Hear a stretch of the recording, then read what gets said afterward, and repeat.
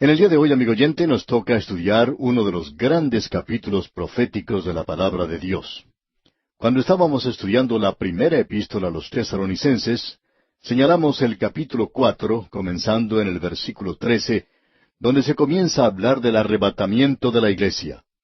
También eso tenía que ver con el día del Señor, digamos de paso, y la gran tribulación y la venida de Cristo en gloria a esta tierra. Todo eso usted lo puede encontrar en la primera carta a los Tesalonicenses. Ahora, en esta epístola, en esta segunda epístola a los Tesalonicenses, en el capítulo 2 que tenemos ante nosotros, el énfasis se da al período de la gran tribulación. También vamos a encontrar aquí uno de los mejores pasajes, según nuestra opinión, en cuanto al rapto de la iglesia. En nuestro programa anterior leímos en el capítulo 1 de esta segunda epístola a los Tesalonicenses, el versículo 10, que nos decía, «Cuando venga en aquel día para ser glorificado en sus santos y ser admirado en todos los que creyeron, por cuanto nuestro testimonio ha sido creído entre vosotros». Y creemos que eso tiene referencia a su venida a esta tierra. Ahora, cuando Él venga en el arrebatamiento de la iglesia, lo que sucede allí es que la iglesia misma es tomada. Los creyentes, los muertos y los vivos, son tomados para encontrarse con el Señor en el aire. Estos no regresan a la tierra entonces con Él. Van a un lugar que el Señor ha preparado para la iglesia. Él dice que Él los tomará y los llevará con Él. Bien, el mundo entonces entra al período de la gran tribulación, y al final de ese período el Señor Jesucristo viene en gloria y juicio a la tierra. En el momento del arrebatamiento de la iglesia, Él no juzga a la tierra para nada. Eso lo vemos expresado en manera muy clara ya en el capítulo 4 de la primera epístola a los Tesalonicenses.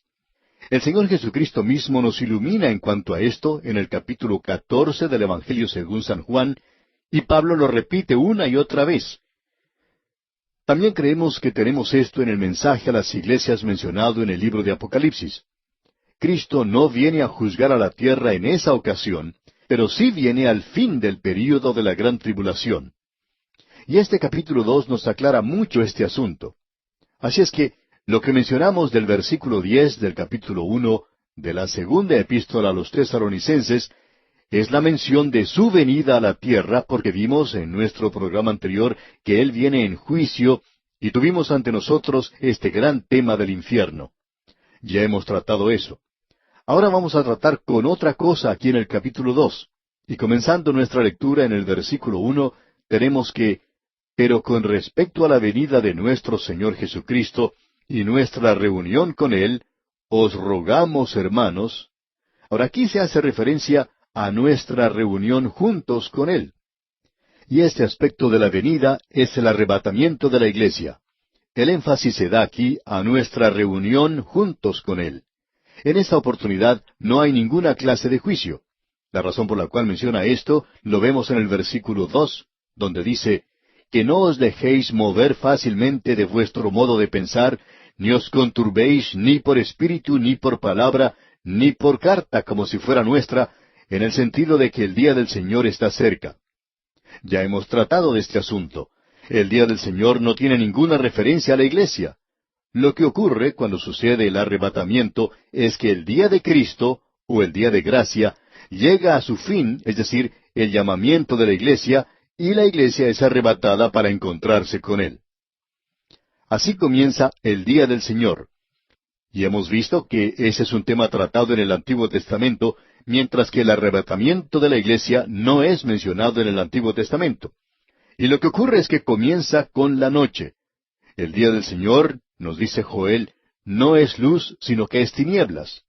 Es una época de juicio. Comienza de esa manera porque el día hebreo, como lo vemos allá en el capítulo 1 de Génesis, comienza con la tarde, ya que leemos, y fue la tarde y la mañana un día. En este versículo, pues, se menciona algo que había circulado por esa zona por palabra o por carta, ya que leemos ni por palabra ni por carta. O alguien había dicho que habían tenido una comunicación especial del Señor. Es interesante leer esto. Siempre tenemos algún grupo de personas que parecen recibir información directa del Señor. Y debemos decir aquí que esta gente en realidad no estudia la palabra de Dios. Ellos quieren recibir los mensajes directamente. Es mucho más fácil tener una conversación por teléfono y recibir el mensaje de esa manera que el ir a la escuela y tomar la Biblia y estudiarla. Así es que por Tesalónica estaba circulando un mensaje por medio del cual algunos decían que tenían una revelación especial, algo que el hermano Pablo en realidad no les había dicho. Y eso también es algo muy interesante. Estos super santos reciben algo que nadie más puede recibir. Y allí estaban aquellos que recibían esto, y dice aquí Pablo, ni por palabra, es decir, que era un mensaje que se pasaba de boca en boca. Luego dice, ni por carta. Parece que por allí estaba circulando una carta fraudulenta. Nos imaginamos que nadie en realidad la había visto. Y continúa Pablo diciendo, como si fuera nuestra, es decir, de parte de Pablo, Timoteo y Silas, en el sentido que el día del Señor está cerca. Esto había causado un problema con los creyentes en Tesalónica, y usted ya se puede dar cuenta por qué. Ellos estaban sufriendo persecución, estaban teniendo dificultades, y era muy fácil para alguien decir, bueno, este es el período de la gran tribulación en el cual nos encontramos. El día del Señor ya ha llegado y ya nos encontramos en él. La palabra de Dios menciona el día del Señor, y el día del Señor comienza con juicio. Y esa es la razón por la cual pensamos que Pedro, en el día de Pentecostés, citó lo que Joel decía, y él dijo a aquellos que la estaban escuchando, quienes sabían que vendría un día en el futuro cuando el Espíritu de Dios sería derramado, pero que iba a ser en el día del Señor. En el versículo 20 del libro de los Hechos de los Apóstoles capítulo 2, él dijo en esa ocasión, el sol se convertirá en tinieblas, y la luna en sangre, antes que venga el día del Señor grande y manifiesto. Y por cierto que eso no ocurrió en el día de Pentecostés. Cuando tuvo lugar la crucifixión de Cristo, hubo un terremoto y también hubo tinieblas. Pero ahora, en el día de Pentecostés, no había nada de eso. De repente vino del cielo un estruendo como de un viento recio que soplaba, y se les aparecieron lenguas repartidas como de fuego, asentándose sobre cada uno de ellos. Eso es lo que leemos. No hubo ningún viento, pero hacía ruido como si fuera un huracán. Esto llegó a la ciudad y causó que todo el mundo corriera hacia el templo para ver lo que había ocurrido. Ahora Pedro llama a esto, citando a Joel, que es el día del Señor. El día del Señor es un tiempo de juicio, y comienza de esa manera. Y lo que Pedro está diciendo es que esto era algo similar a eso. ¿Creen ustedes que estos hombres están borrachos? Bueno, ellos están llenos del Espíritu Santo. Los judíos ortodoxos de aquel día, creían que iba a llegar un día cuando Dios derramaría su Espíritu sobre toda carne. Y en el día de Pentecostés no fue derramado sobre toda carne. Y creemos que eso debería ser algo obvio para cualquiera. Luego encontramos que Pedro menciona el día del Señor allá en su segunda epístola universal, capítulo 3, versículo 10, donde dice, pero el día del Señor vendrá como ladrón en la noche, en el cual los cielos pasarán con grande estruendo, y los elementos ardiendo serán deshechos, y la tierra y las obras que en ella hay serán quemadas. Vimos en el capítulo 5 de la primera epístola a los tesalonicenses que el Señor no vendrá como un ladrón en la noche. Él dijo que no vendrá como un ladrón en la noche para los creyentes. Por tanto, ellos deben permanecer despiertos. Este no es el tiempo de dormir, porque Él vendrá para un mundo que sí está dormido, en el cual los cielos pasarán con grande estruendo, y los elementos ardiendo serán deshechos, y la tierra y las obras que en ella hay serán quemadas. Y eso no ocurrió en el día de Pentecostés. Mencionemos aún otra referencia más en cuanto a esto. La encontramos allá en el libro de Apocalipsis, capítulo 6, versículo 17, donde dice, porque el gran día de su ira ha llegado, ¿y quién podrá sostenerse en pie? Ahora eso no es para la iglesia. La iglesia tiene que esperarle a Él una persona que vendrá. Nosotros estamos identificados con Él.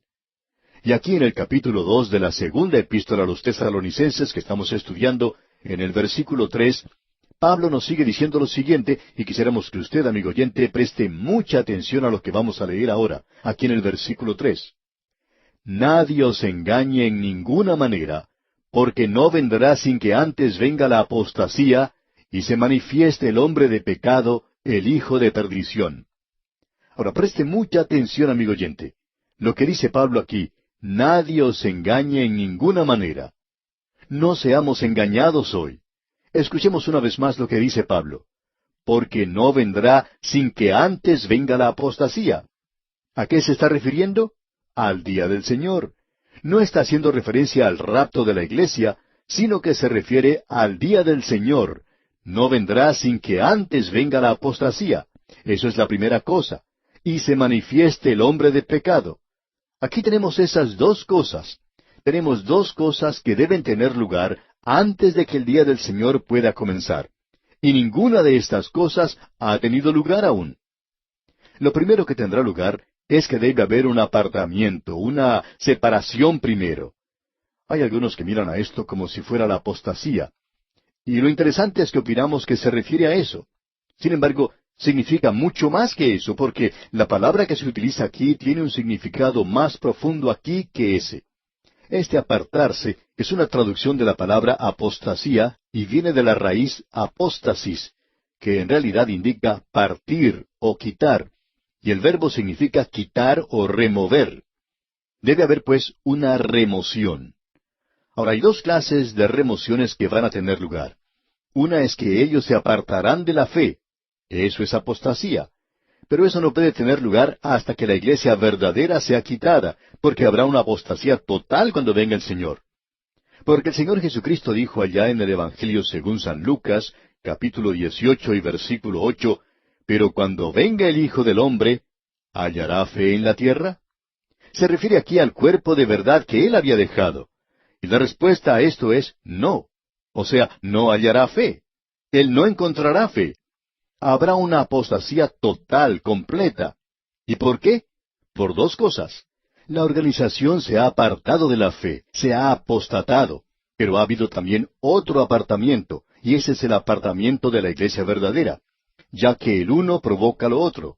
Es decir, que el día del Señor no puede venir, y eso también quiere decir que la gran tribulación no puede comenzar, y el hombre de pecado no puede aparecer, hasta que suceda ¿qué?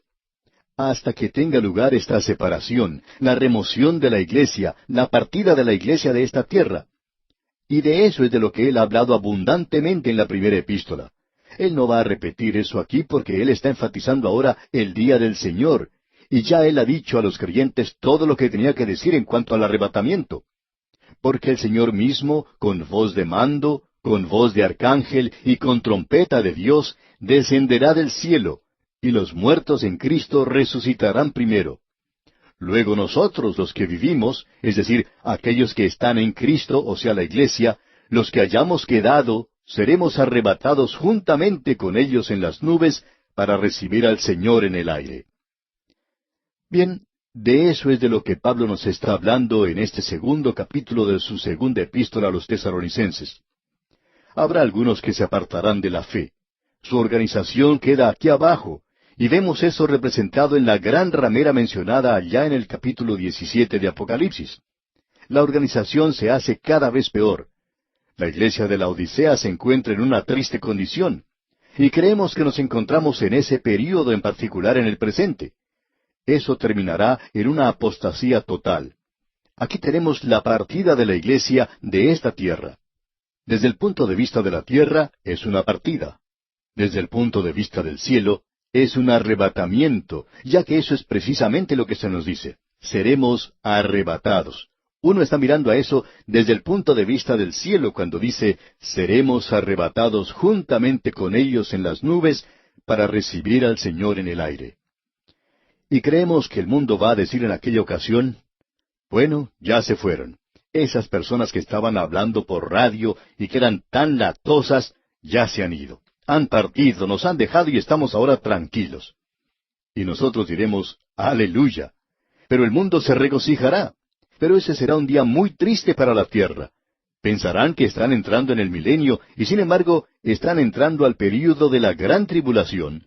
Y va a ser algo muy terrible para ellos. Ellos no van a saber lo que es y va a ser algo muy difícil entenderlo. La iglesia habrá partido y creemos que llegará a ser un día muy triste para la tierra. Quizá podamos ilustrar esto que estamos diciendo con lo siguiente. En cierta ocasión había en un moderno aeropuerto, en una de las salas de espera, una joven pareja. Él era un soldado del ejército. Ella era una muchacha muy hermosa y tenían un niño muy bonito también. No estaban diciendo nada, estaban allí sentados, y el niño se veía muy contento y jugaba con sus padres.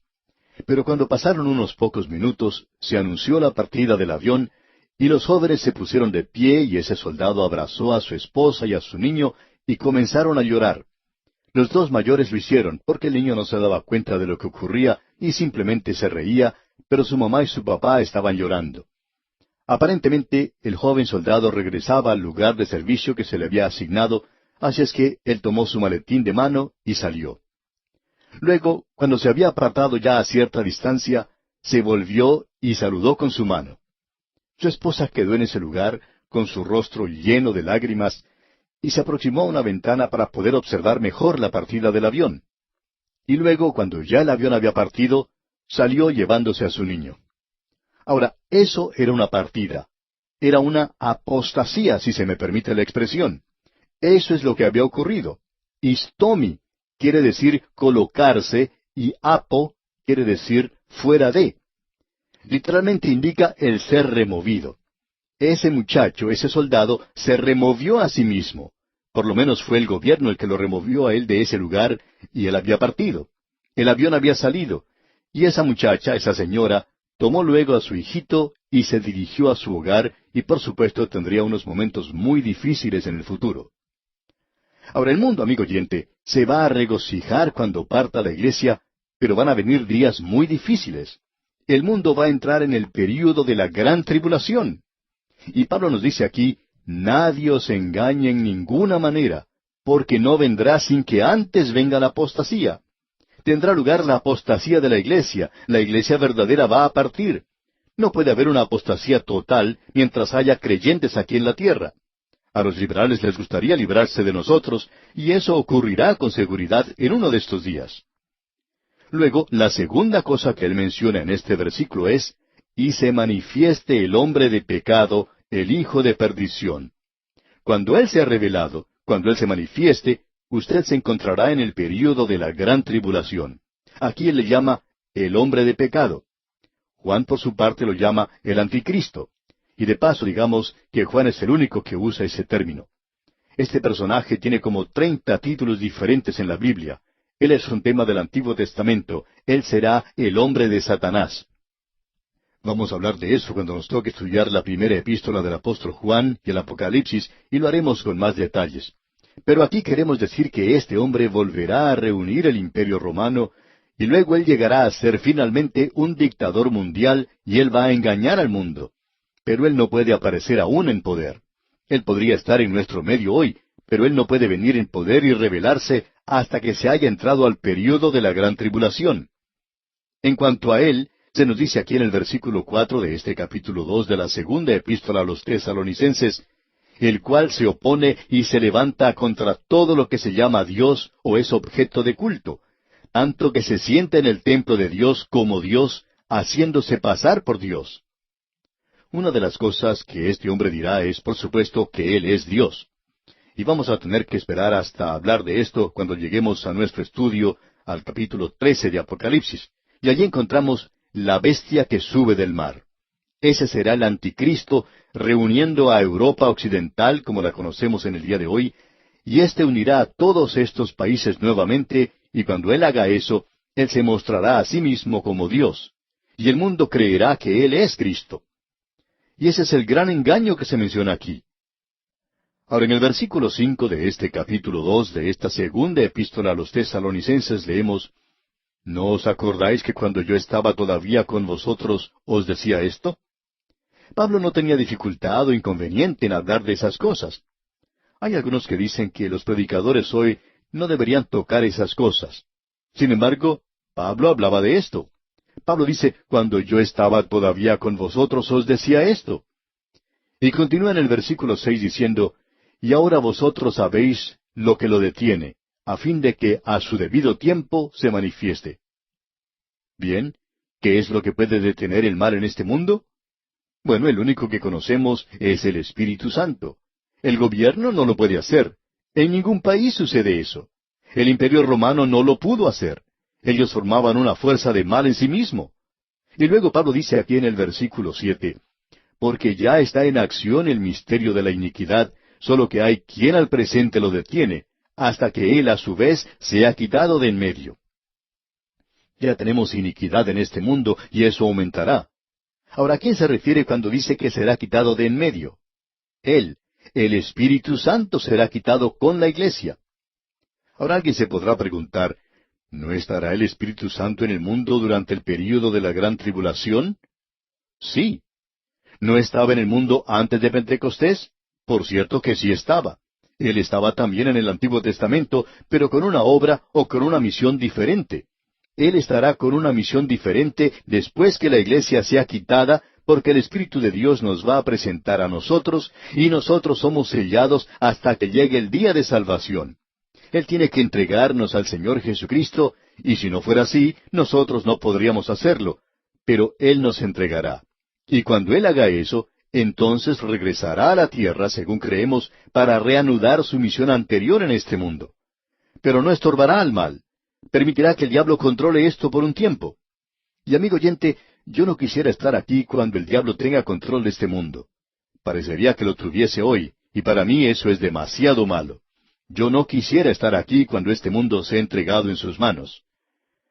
Y luego en el versículo 8 dice Pablo, y entonces se manifestará aquel inicuo, a quien el Señor matará con el espíritu de su boca, y destruirá con el resplandor de su venida. Será un dictador mundial, el anticristo, el hombre de pecado, y nadie podrá detenerlo. No habrá ningún poder en la tierra. Solo la venida de Cristo lo podrá hacer. Es lo mismo que ocurrió con el pueblo de Dios cuando éste se encontraba en Egipto, y ninguno podía librarlos a ellos. Se encontraban desamparados, pero Dios les dio libertad. Y ese es un cuadro de lo que será cuando el Señor Jesucristo venga a esta tierra para establecer su reino. Y luego leemos en el versículo 9, inicuo, cuyo advenimiento es por obra de Satanás, con gran poder y señales y prodigios mentirosos. Amigo oyente, este es el único obrador de milagros que se ha profetizado en el día de hoy.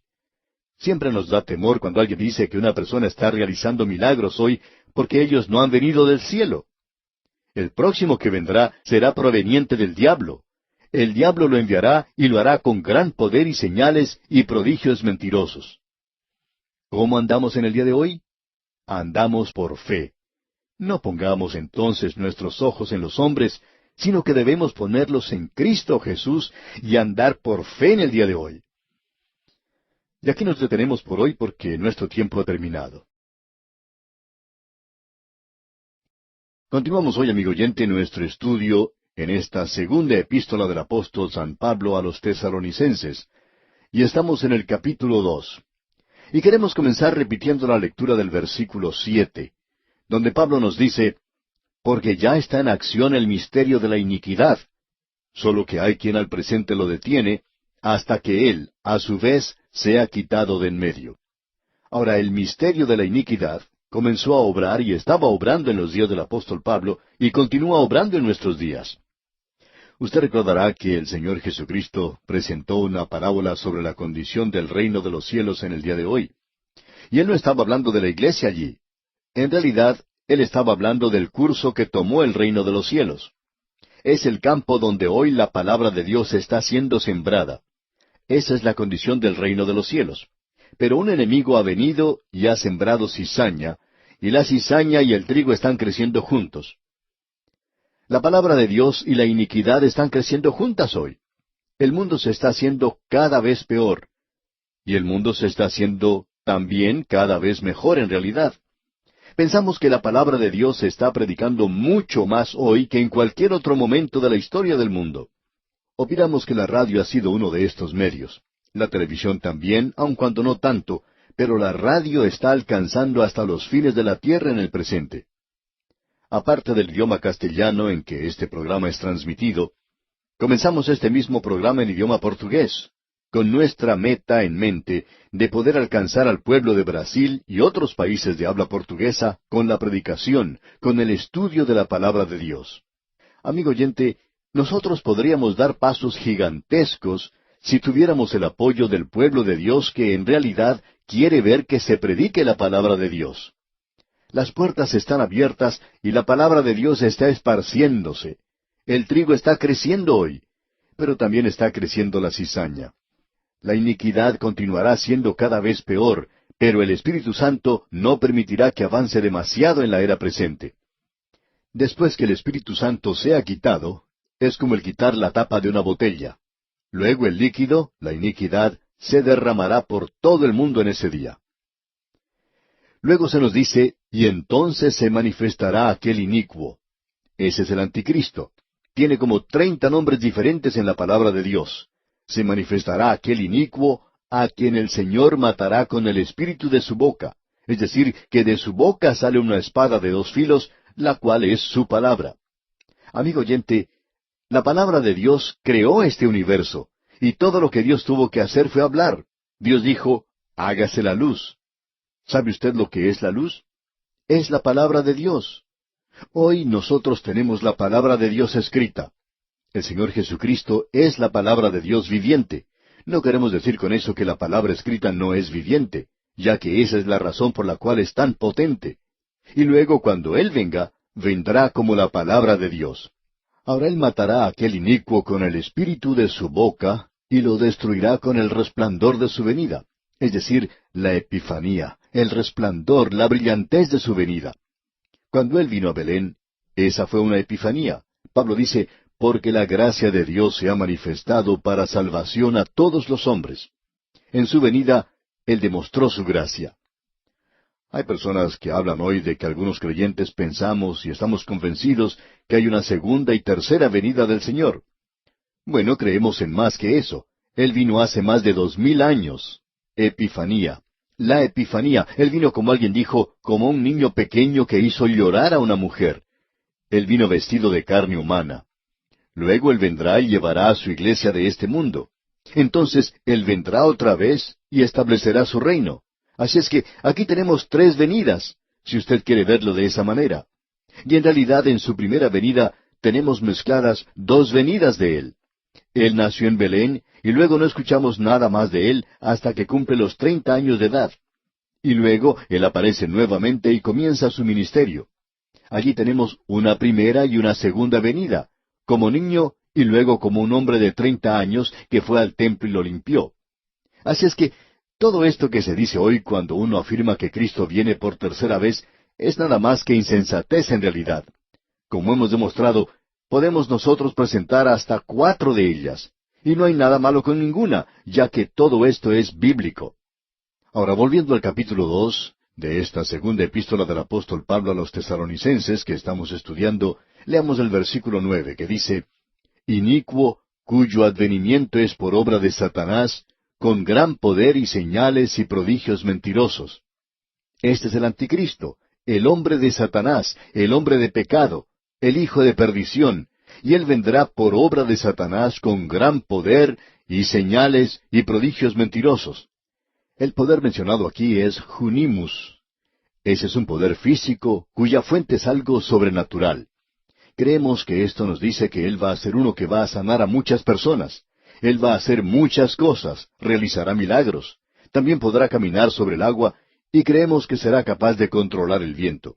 Recuerde usted que Satanás permitió en una ocasión que el viento destruyera a los hijos e hijas de Job. Y luego se nos dice, y señales. Es decir, el propósito de eso es el de atraer o complacer el entendimiento. Esto va a tener cierta atracción para el mundo científico de ese día. También lo será para los políticos. También tendrá atracción para el mundo religioso, porque aún hoy la gente es atraída por toda esta clase de cosas. Nos sorprende mucho ver hoy cuántas personas caen en aquello que es realmente falso. Alguien quizá pueda preguntar, ¿por qué creen ustedes que sucede eso? Bueno, puede ser expresado de la siguiente manera. Aquellos que no se mantienen firmes por algo, pueden caer por cualquier cosa. Hay personas hoy que no están arraigados en la palabra de Dios, y Él nos va a hablar de eso, digamos de paso. Nosotros tenemos prodigios mentirosos. Esto es algo que produce un efecto en aquellos que lo están observando. Esto de prodigios mentirosos serán observados por la gente y en todo el mundo se hablará en cuanto a esto. La gente dirá entonces, bueno, ese hombre, ese gobernador mundial del presente, es una gran persona. Mire usted lo que él puede hacer. Ahora, ¿quiénes son los que le seguirán? Aquellos que no creen en el Evangelio. Leamos ahora el versículo 10 de este capítulo 2. Y con todo engaño de iniquidad para los que se pierden, por cuanto no recibieron el amor de la verdad para ser salvos. Y Él lo hará, con todo engaño e iniquidad para que se pierdan. ¿Por qué? Por cuanto no recibieron el amor de la verdad para ser salvos. Creemos que el Evangelio va a ser esparcido hasta los confines de la tierra, aun quizá por medio de la iglesia. Como ya hemos dicho, nos damos cuenta de que está penetrando muy bien hoy por medio de la radio. La radio va a alcanzar a muchas personas. Hay muchos programas radiales que están yendo a lugares mucho más lejos de lo que vamos nosotros, y esperamos poder colocarnos botas de 7 leguas y andar a llevar la palabra de Dios. Creemos que esta es nuestra tarea hoy. El Señor Jesucristo va a permitir que el mundo crea una mentira. Y se nos dice aquí en el versículo 11 de este capítulo 2 de la segunda epístola a los Tesalonicenses, por esto Dios les envía un poder engañoso para que crean la mentira. ¿Y por qué hace eso? ¿No es algo injusto? Ah, no, amigo oyente, no lo es. Es lo mismo que se dice que Dios endureció el corazón de Faraón. Si usted cree que eso quiere decir que ese pobre Faraón quería dejar en realidad que salieran los hijos de Israel, y siempre estaba llorando y procurando que ellos salieran, pero que Dios en realidad no le permitía que lo hiciera, entonces usted está equivocado, amigo oyente, porque Faraón no quería que ellos se fueran. Y todo lo que Dios hizo fue provocar que Faraón se pusiera firme y que tomara una decisión. Hay muchas personas hoy que no se quieren comprometer, no quieren tomar una posición con Dios, no quieren escuchar el Evangelio. Han cerrado completamente sus oídos a esto. Dios les está dando la palabra de Dios a ellos. Y luego que ellos hayan escuchado la palabra de Dios y no la hayan aceptado, entonces Dios les va a enviar un poder engañoso. ¿Por qué? Porque ellos no quisieron recibir la verdad. Entonces van a tener que creer una mentira. Estas son las personas que hoy están dispuestas a prestar atención a las sectas y religiones falsas. Pueden ser miembros de la iglesia o personas que han escuchado el Evangelio. Esa es la razón por la cual estos engañadores van a visitar a la gente los domingos por la mañana y saben que los creyentes débiles no van a estar en la casa de oración entonces. Estos falsos mensajeros saben quiénes son los débiles, pues son aquellos que no quieren estudiar la palabra de Dios, y como resultado, estos mentirosos pueden saber muy bien que los llegarían a alcanzar al presentarles estas mentiras disfrazadas de verdad. Usted no recibe la verdad, y entonces usted está abierto para recibir cualquier cosa que se le presente. Nos ha sorprendido mucho el observar que personas inteligentes que se sientan en la iglesia y escuchan el Evangelio, luego lo rechazan, y de pronto uno los ve que están siguiendo una de las sectas más bárbaras y extravagantes que uno puede encontrar, o que están siguiendo a un individuo que es falso y que no les está dando para nada la palabra de Dios. ¿Por qué? Porque así son las cosas. Dios hace eso para separar las cabras de las ovejas. Y esa es la mejor forma de hacerlo.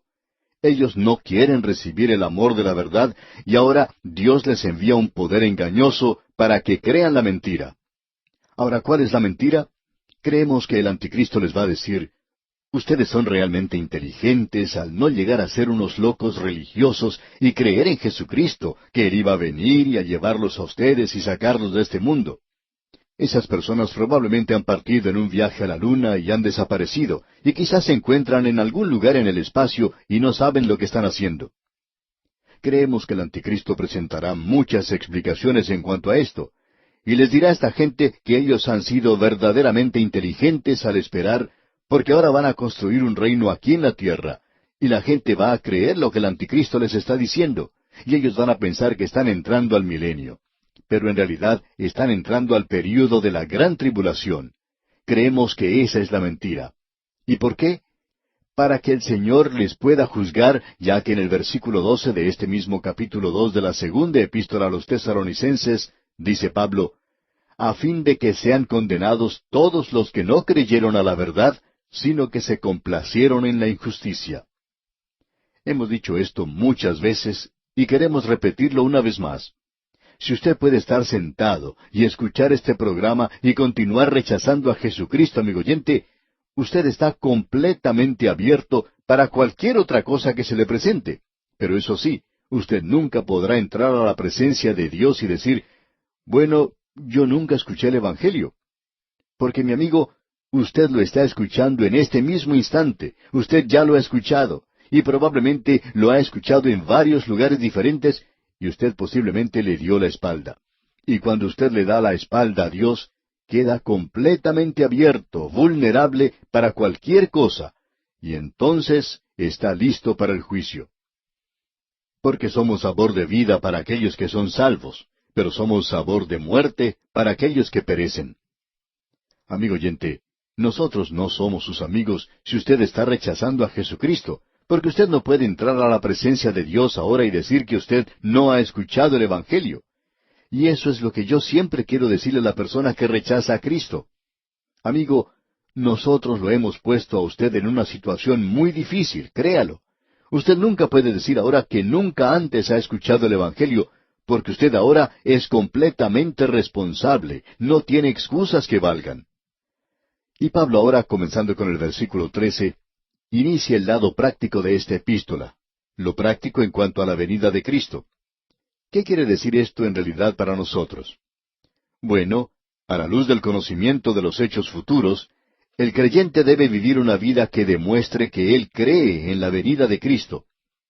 El creer en la venida de Cristo no quiere decir que uno tiene que estar corriendo y mirando hacia arriba, hacia el cielo y decir, «Ah, cómo me gustaría que venga el Señor Jesucristo». Eso es cosa sin sentido. Amigo oyente, eso se va a manifestar a sí mismo en varias maneras diferentes. En vista de esto, los creyentes deben estar establecidos en la palabra de Dios. En segundo lugar, los creyentes deben estar establecidos en su forma de andar aquí en la tierra. Y entonces, en tercer lugar, los creyentes tienen que estar establecidos en su trabajo, en todas estas tres áreas. Notemos ahora lo que nos dice aquí al leer los versículos 13 y 14 de este capítulo 2 de la segunda epístola a los Tesalonicenses. Pero nosotros debemos dar siempre gracias a Dios respecto a vosotros, hermanos amados por el Señor, de que Dios os haya escogido desde el principio para salvación, mediante la santificación por el Espíritu y la fe en la verdad, a lo cual os llamó mediante nuestro Evangelio, para alcanzar la gloria de nuestro Señor Jesucristo. Creemos que estos dos versículos nos presentan el aspecto total de la salvación. Es decir, que se nos presenta la salvación desde el pasado hasta el presente y al futuro. Todo esto se presenta aquí. En primer lugar, tenemos aquí que Dios os haya escogido desde el principio para salvación. Y quisiéramos presentar aquí otro versículo que va a la par de este. Se encuentra ya en el capítulo 8 de la Epístola a los Romanos, versículo 28, y allí se presenta de una forma doctrinal. Allí dice, «Y sabemos que a los que aman a Dios, todas las cosas les ayudan a bien, esto es, a los que conforme a su propósito son llamados». El doctor R. A. Torrey acostumbraba decir que este versículo era como una almohada muy suave para un corazón cansado. Y por cierto que lo es. Y ahora los versículos 29 al 31 de ese mismo capítulo 8 de la Epístola a los Romanos dice, «Porque a los que antes conoció, también los predestinó para que fuesen hechos conformes a la imagen de su Hijo, para que Él sea el primogénito entre muchos hermanos. Y a los que predestinó, a éstos también llamó. Y a los que llamó, a éstos también justificó. Y a los que justificó, a éstos también glorificó. ¿Qué pues diremos a esto? Si Dios es por nosotros, ¿quién contra nosotros?» Comenzamos ahora con la primera declaración que encontramos en el versículo 13 de esta segunda epístola a los Tesalonicenses, capítulo 2. Allí se nos dice que desde el mismo principio hemos sido escogidos para la salvación. Ahora eso mira hacia el pasado. Y todo lo que yo sé en cuanto a esto es que dice eso y yo lo creo. ¿Quiere decirme que Dios lo eligió a usted antes de haber llegado aquí? Bueno, Spurgeon lo decía de la siguiente manera. Escuche usted. Él dijo, «Me agrada saber que Dios me eligió antes que yo llegara aquí, porque si Él hubiera esperado hasta que yo llegara aquí, entonces nunca me hubiera elegido». Y eso, amigo oyente, tiene sentido. Quiere decir sencillamente que usted no sorprendió a Dios cuando confió en Cristo. Pero también nosotros necesitamos ver el otro lado de la moneda. Todo aquel que quiera puede ir. Y eso no tiene ningún efecto en usted si usted no lo quiere hacer. Así es como son las cosas. Todo el que quiera puede ir, todo aquel que tenga sed. Esa es una oferta legítima, esa es una oferta sincera, esa es una oferta sin ninguna clase de complicación para la salvación. El que tenga sed, venga a mí y beba. Y la razón por la cual usted no está viniendo es porque usted no ha sido escogido. La razón es porque usted no tiene sed. Usted no piensa que necesita un Salvador. Así es que aquí se menciona a aquellos que han sido escogidos desde el principio para salvación. Y eso, como dijimos, mira hacia el pasado. Luego leemos, mediante la santificación por el Espíritu.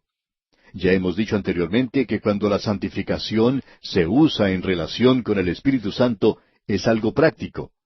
Cuando es en relación a Cristo, es en cuanto a posición. Así es que la santificación del Espíritu aquí quiere decir que Él quiere que usted crezca en gracia en esta tierra. Él quiere que usted se desarrolle. Y luego tenemos, y la fe en la verdad. Eso quiere decir que usted va a estudiar la palabra de Dios. Y la fe en la verdad. Esa es la forma en que usted va a crecer. Así es como se va a desarrollar usted. Luego el apóstol Pablo se refiere a lo siguiente, para alcanzar la gloria de nuestro Señor Jesucristo. Y esto se refiere al arrebatamiento. Porque, amados, ahora somos hijos de Dios, y aún no se ha manifestado lo que hemos de ser, pero sabemos que cuando Él se manifieste, seremos semejantes a Él, porque le veremos tal como Él es. Esa es una declaración maravillosa, ¿no le parece? Luego tenemos una declaración allá en la epístola a los Colosenses, capítulo 1, versículo 27, que dice, a quienes Dios quiso dar a conocer las riquezas de la gloria de este misterio entre los gentiles, que es Cristo en vosotros, la esperanza de gloria. Y eso mira hacia el futuro. Así es que aquí tenemos el aspecto total de la salvación. Yo he sido salvo, yo estoy siendo salvo y seré salvo. Ahora, ¿qué es lo que le permite crecer al creyente? Es la palabra de Dios. Y leemos aquí en el versículo 15 de este capítulo 2 de la segunda epístola a los Tesalonicenses, así que, hermanos, estad firmes y retened la doctrina que habéis aprendido, sea por palabra o por carta nuestra. Pablo se está refiriendo, por supuesto, a lo que él les había enseñado cuando estuvo con ellos. La palabra, usted puede darse cuenta, le permite al creyente pararse y estar firme. La palabra trae consolación y aliento. La palabra y la obra están relacionadas mutuamente. El estudio de la palabra le lleva a usted a la obra o al trabajo para el Señor. Escuche lo que Pablo nos dice aquí en los versículos 16 y 17 de este capítulo 2 de la segunda epístola a los Tesalonicenses. Y el mismo Jesucristo, Señor nuestro, y Dios nuestro Padre, el cual nos amó y nos dio consolación eterna y buena esperanza por gracia, conforte vuestros corazones, y os confirme en toda buena palabra y obra. Él conforta los corazones. La palabra de Dios le confortará a usted y le edificará. Eso es lo importante. Y si usted es edificado, entonces le traerá consuelo. Y también dice, y os confirme. Eso quiere decir que usted está arraigado en la palabra de Dios. Usted no será empujado por cualquier viento de doctrina. Usted no estará siguiendo cualquier cosa que se presente o leyendo cualquier libro que salga porque presenta algo del momento en lo cual la gente está interesada. Necesitamos, pues, estar establecidos en la fe. Amigo oyente, esto es muy importante. Usted puede apreciar que la palabra de Dios es, por tanto, aquello que le guiará a usted a hacer la obra de Dios. Dios mediante, en nuestro próximo programa, en nuestro próximo estudio, cuando comencemos el capítulo 3, veremos que los creyentes pueden ser establecidos en su andar, y que su andar es un andar ante el mundo, y el creyente necesita andar establecido en su obra aquí en esta tierra. Amigo oyente, hoy es algo engañoso y usted se puede engañar a sí mismo y a los demás cuando usted habla de cómo ama la venida del Señor, pero no estudia la palabra del Señor, y la palabra de Dios no se manifiesta entonces a sí misma en su vida y no hace que usted trabaje. Amigo oyente, si usted realmente cree que Jesucristo viene, entonces va a estar muy ocupado. Usted va a trabajar por Él, porque usted tiene que rendir cuentas ante Él, y Él puede estar aquí mañana. Y si así es, yo quiero estar ocupado en el día de hoy. Usted no va a tener tiempo de estar en la ventana mirando a ver si Él viene, o siempre mirando hacia el cielo para ver cuándo va a aparecer. Usted va a estar observando a su alrededor y haciendo la obra del Señor aquí en esta tierra. Esa es la mejor prueba de que usted sí cree en su venida. Y aquí, amigo oyente, vamos a detenernos por hoy. Y antes de despedirnos, le sugerimos que usted lea todo el capítulo 3 de esta segunda epístola a los Tesalonicenses para estar bien informado de su contenido y así pueda sacar el mayor provecho posible de este estudio.